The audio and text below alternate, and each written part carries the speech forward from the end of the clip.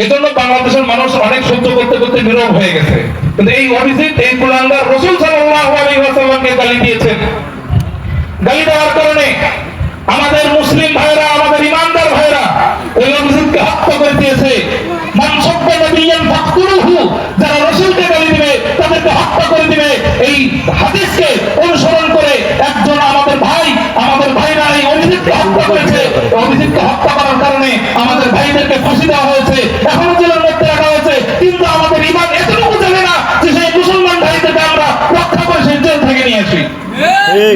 আমাদের ভাই, আমি কঠিন হুঙ্কার দিয়ে বলতে চাই, এই জনসমুদ্রে আমি বলতে চাই, আমাদের ভাই ভাবিকে মুক্তি দিতেই হবে। কথা বলেন ঠিক কিনা? আমরা সকলে আওয়াজ তুলবো, আমাদের ভাই ভাবিকে মুক্তি করতেই হবে। কথা বলেন ঠিক কিনা? যদি আমাদের অন্তরের মধ্যে রাসূলের ভালোবাসা থেকেই থাকে, তাহলে ওই সমস্ত আশিকে রাসূলদেরকে বাহির করে এটা আমাদের জন্য ওয়াজিব, ফরজ। শুধু নামাজগুলো ফরজ শুনে গেছেন, এই ফরজগুলো করে শুনলেন আপনারা। আমি আরো বলে থাকি, আমাদের পাশের রাষ্ট্র, পাশের দেশ মায়ানমার, যেখানে বৌদ্ধরা সারা জীবন বলতে থাকে ওম শান্তি। তারা বলেছে বৌদ্ধ ধর্ম শান্তির ধর্ম। তারা পশুকে হত্যা করে না, তারা মাছ খায় না, তারা মনে করে এই মাছটাও পশু, এটাকে হত্যা করে না। তারা বলে ধর্ম শান্তির ধর্ম হচ্ছে বৌদ্ধ ধর্ম। তারা পশু হত্যা করে না, কিন্তু তারা মানুষদেরকে, মুসলমানদেরকে পশু মনে করে না, পশুর থেকে নিকৃষ্ট মনে করে। তারা পশুকে রাজা করে মুসলমানদেরকে হত্যা করে দেয়, জবাই করে দেয়, মুসলমান নারীদেরকে ধর্ষণ করে।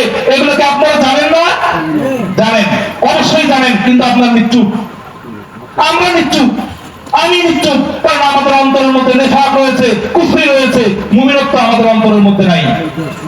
এই মুসলমানদেরকে হেফাজত করার জন্য, এই মুসলমানদের পাশে দাঁড়িয়ে আরবের একজন প্রফেসর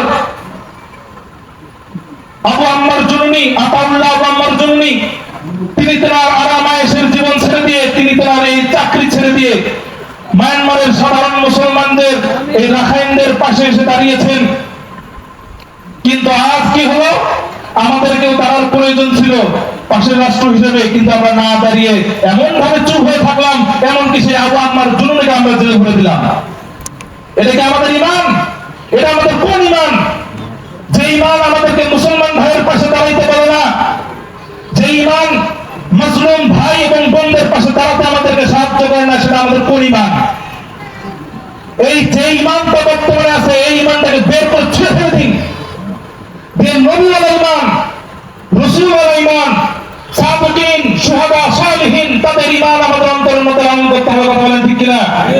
আমরা বলি, যে সমস্ত ভাইয়েরা আমাদের মুসলিমদের পাশে দাঁড়িয়েছেন, ফিলিস্তিনিদের পাশে দাঁড়িয়েছেন, আরাকানের পাশে দাঁড়িয়েছেন, আফগানিস্তানের পাশে দাঁড়িয়েছেন, সেই সমস্ত মুসলমান ভাইদের পাশে আমাদেরকে দাঁড়াতে হবে।